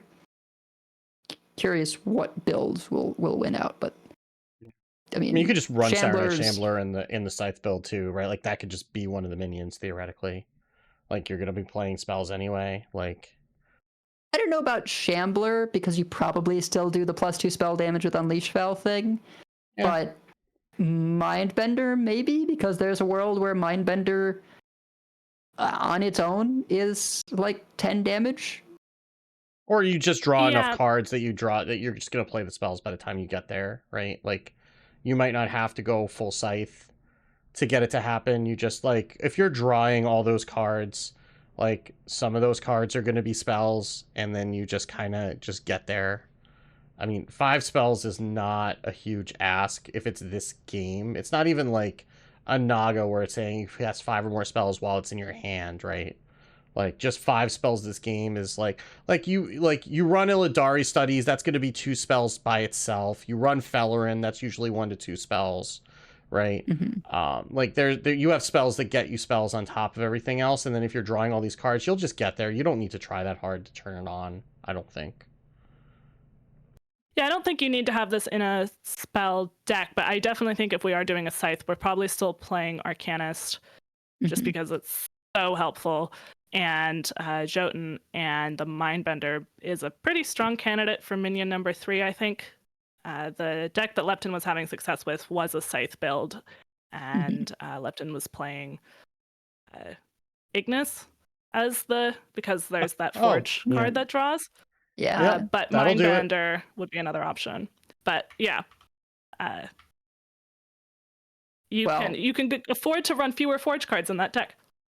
Yeah, I mean, Ignis, I think, gosh, it's so good just because the potential of hitting Wind Fury is so explosive. Like, you go 1 mana weapon, if you hit Wind Fury, you don't Yeah. care, right? That's 1,000,000 damage with stuff like the momentum itself, Yeah. which gives you +4 attack. And yeah.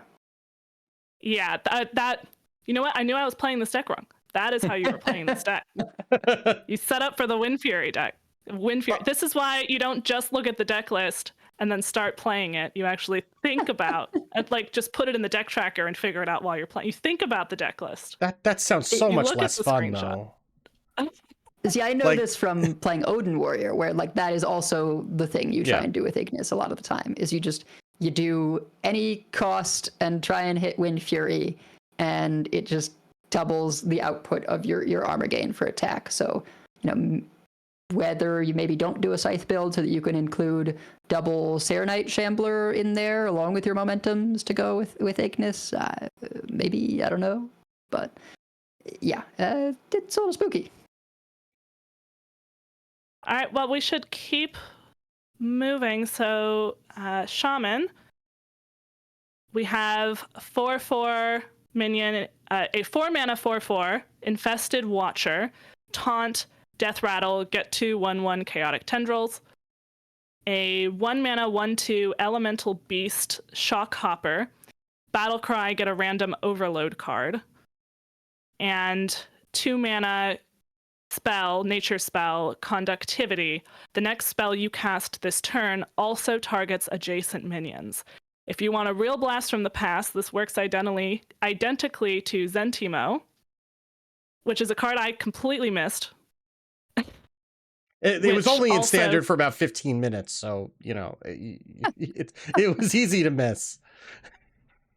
So even though Zentimo said cast the spell again on its neighbors and Conductivity says that also targets adjacent minions, they do work the same.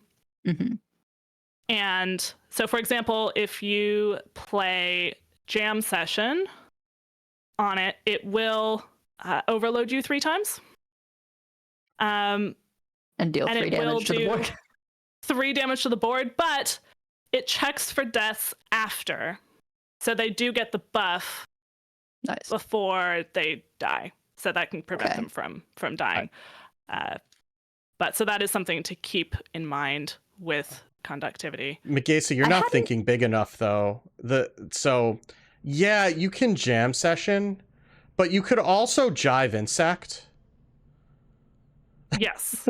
Oh yeah. Who needs criminal Who lineup? needs criminal when lineup? That's just we can 7 Jive mana. Insect? Yeah. Okay, well that's definitely the thing to try day 1 of the expansion. Thank you, Wicked. I was forgetting single target abilities. So yeah, that's a solid 24.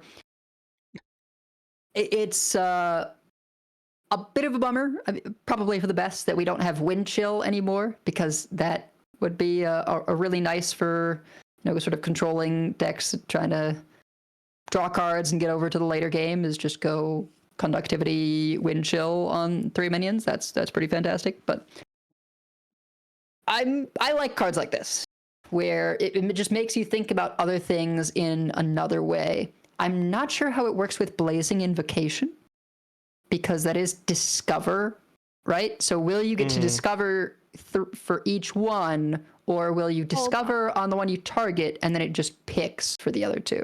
Or it Let me turns check them all really into quick. that. Someone which I don't think asked it would work this that way, but- question. Someone asked this in the Discord, and I think that Hat answered it, but let me... Okay, well, check while you're really saying that, fast. I'm just going to point out that I don't think it cares, and this is something we probably would have to confirm too, but I would expect it doesn't care if the next spell you cast Hat actually targets minions or not. So do be careful with that. Don't go Conductivity Coin, right? Because Correct. then Yes. you'll use that up, and then you'll be sad. Yes. Oh, I'm absolutely definitely. going to make that mistake. I already know. It is for sure one of those. But That'll you be know, we that'll be a haven't talked- Conductivity Coin concede is what that'll be. So Yeah. I mean, we haven't talked at all about Infested Watcher from the other side decks, huh? oh god, no, don't like Edel, don't even put that into the universe, please. Like don't do that. Like why would you do that to us? You can get infinite value with cold storage. You just have all of the value. Three. Yeah, I mean, that actually does freeze 3 minions. It doesn't draw you 3 if they're cards, enemy minions, but yeah. it does give you 3 cards into your hand and freezes Yeah. 3 minions. No, that's pretty solid for sure. It's not but- Ragnaros though. Yeah, I mean, Infested Watcher, you know, maybe you do. It has taunt. Maybe you roll one of these out on 5 with a cold storage, get another one in your hand, and then when you from the other side, you still have some there. This is the real potential to get a bunch of tendrils, because by the end of it, assuming you still have some of these in hand, you might cast from the other side from the tendrils, and it kills more of them. Oh my god. Do you have room in your hand though for all of those tendrils? So don't Details. don't encourage her. Like what are you doing? Don't inject logic into this scenario. What is... I did find, by the way, Hat said, I don't know if the behavior I observed will be what ends up shipping with the card, but when he tested it, he got 3 discovers when he did Blazing Transmutation. So you just got So it does seem like it casts it 3 times. Okay, well that's cool. That's pretty solid then, and a potential buff to evolve Shaman, right? It's not in the vein of like make everything and evolve it in the same turn, but like if you do stick stuff and you make some value trades and you're like, okay, now I want to evolve these 3 things, that could be pretty solid. And then Shock Copper, I think, is just like Fine. it's one of those kind of good utility 1-drops, right? Like I think it's better than a Swashbuckler. I think cute. it's better than a Swashbuckler. He's a cute little froggy boy, you know. Yeah. Not that much. And, you know, if there is an elemental shaman at some point, overload cards sometimes do face damage. So He give you extra jive insects to be able to conductivity with. yeah. Oh, but that brings us into the moment I've been waiting for. The All right, warrior we'll get cards. these other cards we don't care about out of the way real fast. Oh, okay, and then I will let you take over. Fine. Wait, excuse me. Those are So- control cards. What do you mean the other cards we don't care about? I care very much about those other cards. All right, so we have a 4-mana spell, Sanitize, deal damage equal to your armor to all minions, forge, gain 3 armor first. And a 7-mana legendary, 7/6, General Vezax, rush, battle cry, gain 4 armor, death rattle, lose 4 armor to resummon this. And then we have a third card that we will Well, get to very shortly.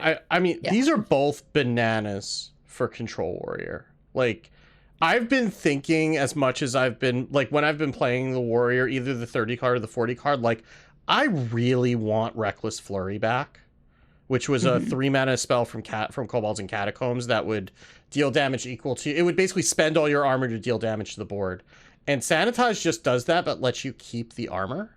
Now, Which is so huge. it's huge. So And huge. it's like, as a board clear early, if it's not forged, it's probably not going to do much, because if you need to use it as a board clear early, you're probably not going to have that much mana to spend. But like, I would be I think this might tip the scales against Warlocks with Sargeras, because like what you can do, what that lets you do is clear out the taunts and then go face with your armor, right? So you're going to have Yeah. built up a bunch of armor, and then you'll be able to clear out almost anything that they have. Like right now, like the card you play around is Bladestorm. Bladestorm is the thing that can get through the 3/4 taunts and then let them hit you in the face. So you just like, you play an Arbor Vendor, you play a Tour Guide alongside it, whatever, just to have something to protect you. Nothing's going to protect you from this. That's going to be like, 10 or 12 damage to the board. It is going to wipe out the rest of your board, but at that point in the game, you probably don't care.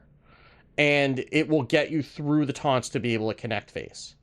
So I think that's a really big deal. And just being able to have that as another board clear, because right now your options are Bladestorm and Brawl, and those are fine, but those are both very situational, and just having another option for a board clear is good. And Vezax, is that this names? Like the fact that you're going to at a minimum get him to resurrect at least once, and that you can just go down the line on a Relic Demon Hunter and clear out their whole board as long as you have the armor to pay for it is absurd. There is, and the fact that it's 6 health and not 4 means that your opponent can't like attack this in lieu of attacking your face, because they'll be wasting. I mean, they can use things that only target minions, but like they can whittle down your armor by repeatedly killing this, but like they're never actually getting rid of it, and it's more damage sinking into that than would just be sinking into your face. So I love the idea. Like, it's a really clever card, Vezax, and I don't see a warrior like an Odin warrior 30 or 40 card that this doesn't go in. Yeah, I mean, much as I just want to spend all the time talking about the next card, these two are both cards that I'm very excited about. I think I'm going to be playing Warrior from mini set until the next expansion, because it's just fabulous. And I find it kind of funny that like Even Warrior and Odd Warrior for Wild both got pretty solid cards here. Even Warrior with Sanitize and Odd Warrior with General Vezax. Because, I mean, Vezax gets a revive per every one of your hero powers. But yeah, it's pretty great. And Sanitize is another Forge card to make your... We just talked about him. Ignis that much better. Having like this and Bellowing for you to forge and make that active, so you can play it on 4 when you want to. Really nice. You already mentioned how not losing the armor is a big deal. I mean, this is the Shield Shatter replacement. It really is. And with Shield block being 2 mana as well, like having a 6 mana Shield block, Sanitize, deal 7 to everything from not having any armor is really, really good. Or 7 mana Heavy Plate in this, and you deal 11, right? Yeah, it's just the possibilities of just like clearing everything and post Odin killing them are just really, really high. And yeah, Vezax is just so cool. Like you say, in the probably that Demon Hunter matchup is where it's really going to matter the most in terms of like going down the line, getting clears you wouldn't otherwise be able to. But I just love that you can just keep going, because every time it resummons, it has Rush. Or you get really to kill hard. a Sargeras, right? Like two attacks into it kills a Sargeras. Yeah, no, this is hard for Warlock. Also, if they get an with the 7/7 taunt and then another 7/7 rush, and you can end up with boards of big minions as a Warlock near the end, where you're protecting them with your 3/4 taunts and waiting with them to hit face. And this, is just really hard to get rid of if the warrior has been able to build up anything, which usually they can. And it gives you 4 armor itself, just in case you didn't have any. So, this is pretty huge. The days of watching a warrior build up 20 armor to slam into a 3/4 are probably going to be over. That's one of my favorite things, and I'm sad that's going away. But I'll just play the warrior instead and be happy, I guess. And then we come to what is for sure the most busted card, at least revealed so far in this mini set. And Hat told me a while back, he said, "Hey, just so you know, in the next mini set, there's going to be a card that you're really gonna like. You'll know it when you see it. And I was like, oh gosh, what? Oh, what are we gonna be talking about? And then like closer to the time, he was like, "Are you ready for Warrior?" And I'm like, "I don't know, am I?" And yeah, it's honestly it wasn't what I expected, because the way he said it, I thought this was going to be like some kind of new crazy effect, that really interesting in deck building. No, it's just he's heard me talk about how much I miss Bloodsworn Mercenary, and this is Bloodsworn Mercenary on freaking steroids. For those who don't remember, Bloodsworn Mercenary, 3-mana 3/3 battle cry, summon a copy of a damaged friendly minion. Battle-worn Faceless, 2-mana 2/2 battle cry, transform into a copy of a damaged minion. You may notice some key words missing from this card text. It does not say transform into a 2/2 copy of a damaged minion, which one might expect given that it is a 2-mana 2/2. It does not say transform into a copy of a damaged friendly minion. It just says transform into a copy of a damaged minion. Everything you've seen with reverberations, Warrior has it now as well. They just have to hit it with Sanguine Depths, right? Like, I mean, not the removal element, but they have execute and things. But theirs also doesn't go away either, right? So like the reverb, the reverb copy on both sides, it dies with 1 damage. This is just gonna be there. Yeah, like it's, but you can do 2 of them, right? Your opponent just like carelessly plays an Organon into your turn 7, and you go, oh, okay, my cards cost 1 more. Great that I have this location in play. I'm just gonna ping your Organon and play 2 Battle-worn Faceless and 20 you. Like it's the versatility of this is nuts. I don't know if it'll make it into Odin Warrior, just because that deck will be pretty focused on what it's doing. But you can consider, I mean, even if we didn't have Odin, the like game-ending potentials that you would have of Grommash Battle-worn Faceless, where you Grommash, hit it with the location, and make a copy of it, and hit them for, what is that, 28? If you have the 24. weapon, right? You have the imbued axe, and it's imbued, right? So then you play Grom, you hit it with the location, that makes it 12. You swing with the weapon, and that's 14. And then you copy it. Assuming you've swung face with the weapon, that's 2 damage from the weapon, 14 from each Grom. That's 30. Yeah, right there. and like. Yeah. That's the late game version. What I'm looking to do is just, in Rage Warrior, scrap the riffs. We're going low to the ground, fire and rage. A fire card that we have barely used is this 2-mana spell that says give a minion +1/+1 for each damaged friendly character. You can do that and then copy the minion. And we have this 2-mana 1/4 minion, Crazed Wretch, that gets charged. So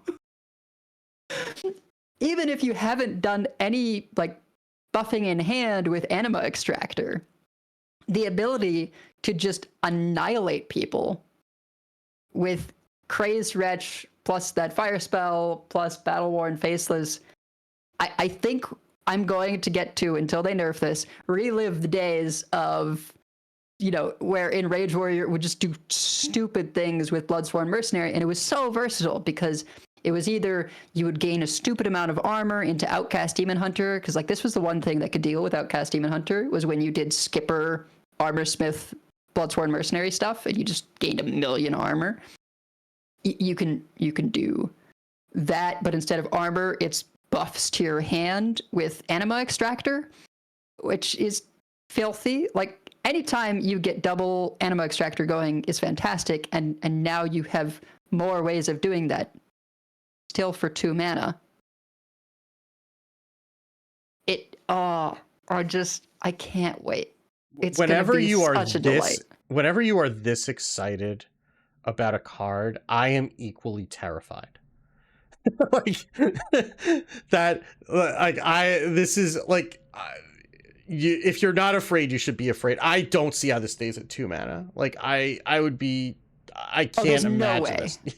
There's no way. Even just the Grom OTK, right, for 10 mana is enough for that. I can see them nudging it up a mana, but I think the helpful thing's going to be that people are going to be so distracted by the amazing Control Warrior cards that are in this mini set that there'll be few enough people playing Enrage that Edel can play Enrage and not run into only mirrors.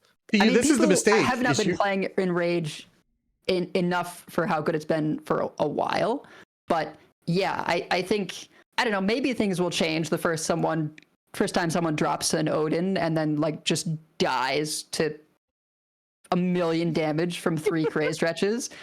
You know, the first time they see a 20 power charge minion get copied because the opponent had a big Anima Extractor turn and then use the other Battle-Worn Faceless to copy the thing that was huge. Like I feel like it's either going to be you're using this on Crazed Wretch for just massive damage summoning a copy of it, or you're using it on Anima Extractor for a huge hand buff turn, and then you just play the most massive Olgra or Ramornia that you've ever seen.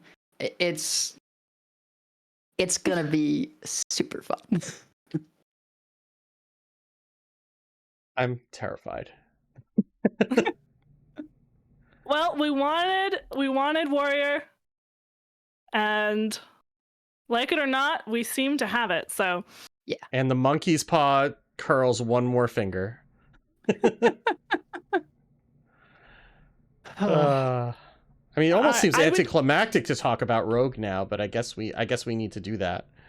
A bit anticlimactic, but we have Rogue. So the first card here is a 1 mana spell, Assembly Line. Discover a mech from another class. There's also a 2 mana spell, Tentacle Grip. Deal 3 damage, combo, get a 1/1 Chaotic Tendril. And a 4 mana 4/4 mech, Tiny World Breaker. Battlecry, if you control another mech, deal 4 damage. So we have, as we mentioned, Rogue. If anybody's doing tons and tons of the Chaotic Tendrils, maybe, Rogue is the one that could most easily get the most of them. And this is another way. It's the typical 2 mana, deal 3 and some other effect spell. Yeah. It does go face. And it is another way to get more of them. The Assembly Line, there was definitely a debate going in the Discord on, do we play this in Mech Rogue? On the one hand, it's not a very large pool, and there are a lot of good hits. You could get Mecha Shark, for example. Just as one possibility. I'm going to pull up Dragon Bane is another one.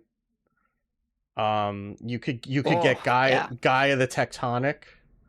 If it's later in the game, Bubblebot's pretty good.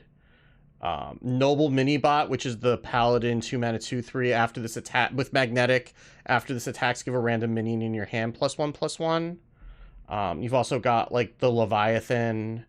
It's X-21 Repair Bot, which is the 1 mana 1/3 mech with Death Rattle. Return any mechs magnetized to your hand. So that's pretty good too. And you could also get Hookfist 3000, which is the mech pirated warrior. That's 3 mana 4/3. After your hero attacks, get 4 armor and draw a card. That's pretty good. Even Furious Furnace in some scenarios might not be bad. That's the 2 mana 1/3 warrior mech that damages minions next to whatever it attacks. And has Magnetize. Yep. Dynomatic, Battlecry, deal 5 damage randomly split across all minions except mechs. So it's probably going to go only to your opponent's side of the board. So right now there are 25 class mechs outside of Rogue. I wouldn't be surprised if that grows to something like 30 by the time that we see the rest of the set, of the mini set. Somewhere between 25 and 30. But like, that's not that's not huge odds if you have a few good hits, right? Yeah. But the one of these that I'm least excited about is the Tiny World Breaker, the 4-mana 4/4 mech battle cry. If you control another mech, deal 4 damage. Yeah. We've seen so many 4-mana 4/4s in Rogue that like deal 4 damage or something, and they have just like not seen play. It's a Goblin Blast Mage, right? I mean, that's basically Yeah. what it is. And Goblin Blast Mage didn't even see play when, for a while, like when it was legal and standard, and it's not seen play even after it was buffed in Twist now. So I mean, this is a mech itself, which is good, and maybe you'll be, but I don't think Mech Rogue doesn't even run Amalgam of the Deep, so I don't think you're like discovering Tiny World Breakers. I don't know. This is one of those where I'm just like, I don't think we're going to see a lot, but it doesn't seem good enough to run in the deck. Yeah, Assembly Line is exactly the kind of card I love to see them print, particularly for something like Rogue, where it fits into these different archetypes of the class so nicely. So discover a mech. Okay, you think about using it in Mech Rogue, obviously. From another class. All right, well, much as, Wicked and I are not fans, but for playing stuff from other class, if they make another Cash or Tess kind of deck going on, well, as you say, there's some pretty good mechs. Being able to replay some of them like Leviathan or Gaia would be pretty good. And so that could slot into that. And it's 1 mana, so maybe this is what pushes us over the edge in terms of being able to do a kind of miracle, very few mechs where you can do pit stop to like make sure you hit Mimiron, Voltron, or whatever the third one you might do, which is, I don't know, maybe Ziliax if like you Coppertail Snoop, maybe. Yeah, maybe. And yeah, so you can just do that minimum number of mechs, so you can tutor out Mimiron consistently, but then you have this additional spell that's both a cheap spell for doing miracle-y type things and finds you a mech that you can, go cheap if you want to use it for Mimiron, or go expensive if you need a big thing. So Assembly Line, probably the one I like the most. Tentacle Grip I just see as a deal 3 damage, get a combo activator. Yeah. Yeah. And I mean there's room in the Mech Rogue for Assembly Line. Like we're running Scourge Illusionist and Mothership right now. I don't it's fine. I could see that falling out for like a couple of copies of Assembly Line and maybe something else. It seems like a faster way to get some of that value. The Scourge Illuminous and the Mothership is your plan B. Yeah. If they clear your initial big minion or second big minion, depending on how you've spaced it out. So, it's less guaranteed to get you something that'll work well in the late game, but it's also more potentially flexible for earlier. I know that, the first couple turns Mech Rogue has, they may not have a mana to spare to play this, but that's the case for Scourge Illusionist and Mothership already. Anyway, you're not playing those in the early game. Yeah, Scourge Illusionist is they cleared your first big mech, and now you need to get a minute to, recover, basically. Right. Well, I think that will about wrap it up, unless anyone has other stuff to say about these rogue cards. I don't know. If we keep talking too much longer, then they're going to reveal the priest cards, and then we won't ever stop recording. So we probably should wrap it up. Well, we have many folks we'd like to thank. Check out our thanks section on the website at coinconcede.com, where you can also find our contact info, our show notes, and our Patreon information. You can monetarily support our show at patreon.com/coinconcede. Join us every week live by following us on Twitch at twitch.coinconcede.com. Join our community chats in our Discord at discord.coinconcede.com, and write into our email at coinconcede@gmail.com. Follow us on Twitter at coinconcede, as well as share, and follow us on Facebook at facebook.com/coinconcede. If you'd like some CC swag, head on over to our shop at shop.coinconcede.com. Big thanks to our producers, Number Theory, Kresh, Beef Squatch, David P., Walu, Jeremy T., Bottlecaps, Grumpy Monk, The Burger Club, Kirk Regan, Forgiven One, Enraged Chicken, and Grizzly Bear. Thank you as well to Continuity for the sub during the show. Coin Concedes. All right. Well, I have two. One to my mother, whose birthday is today. Happy birthday. And Oh, my birthday is tomorrow. All right. It's just birthday season. I Happy think birthday. September literally has the most birthdays of any month. So you have lots of competition for the birthday wishes. It's 9 months after January. Oh, Winter. okay. Yeah. New Okay. Year's Eve. Yeah. Yeah. Well, happy birthday. And also a coin concede to the two additional. So I already had found out that one of my coworkers was a former Hearthstone player who had gotten into like the top 200 or something with Secret Paladin back in the day. Turns out that two more of my coworkers are former Hearthstone players, and I'm making progress on one of them. To, he's asking me what it would take to get a collection up. Could he like borrow a deck and we could play it out? You got the hook set. There you go. You just got to The reel them hooks in. are starting to come in. But yeah, coin concede to my coworkers. There's only like between 20 and 25 of us who are teachers there, and at least four of us are current or former Hearthstone players. Is a pretty large chunk. We have a very nerdy crew at my school, which is very fun. Okay. I'm gonna coin concede to Nintendo for finally making a new F-Zero game that I'm gonna play after the show. So, that was I was not respecting the rules of the thread for the Nintendo Direct in the channel today because I was too excited about F-Zero to respect threads. So, but F-Zero, I'm wearing my Falcon Zero shirt today. But F-Zero is a game one of the games that I've loved for a long time, and they have ignored since the GameCube days. So even just the fact that even just like a gimmicky little battle royale F-Zero game is enough. I'm at least there's proof of life and they remember that it exists, and that's all that I need right now. So I'm very happy about that. What about you, Edel? I'm going to coin concede to Cora for boldly venturing out into Twitter and responding to things about the anomalies coming to standard, since obviously Twitter is kind of a self-selecting place where people would be more likely to be upset about anomalies. And yeah, she is bolder soul than I, but doing good work. And then also to the whole team for putting this mini set actually in fall. It's the fall of Ulduar, and it's in fall. They really dropped the ball with March of the Lich King not being in March. So I'm glad they got it right this time and are releasing the fall of Ulduar in fall. It's technically September 19th is still summer. No. None of that. It's already starting to get colder. We're there. It's feeling like it here. And if you're in the southern hemisphere, it doesn't work there. But Blizzard o'clock, it's fall. Yeah. It's fall in Irvine, California.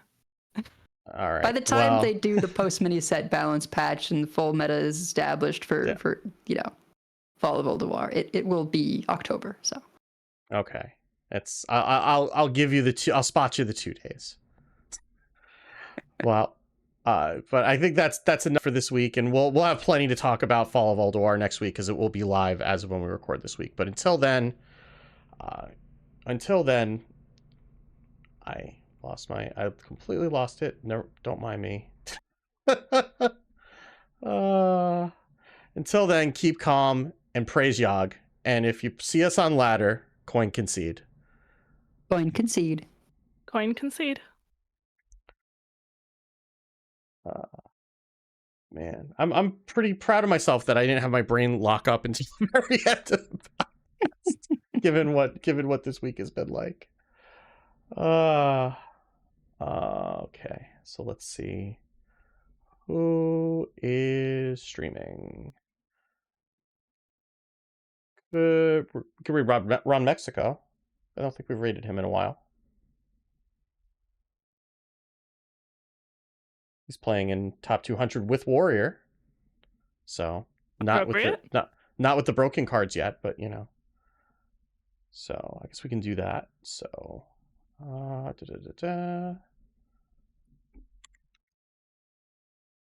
Okay. So okay, so I'm going to press the button, and then I'm going to remember that there's 10 seconds before I have to press the button again. So thanks everybody for coming out and hanging out, and we will see you next week. Have a great night. Bye. Buddy. Bye.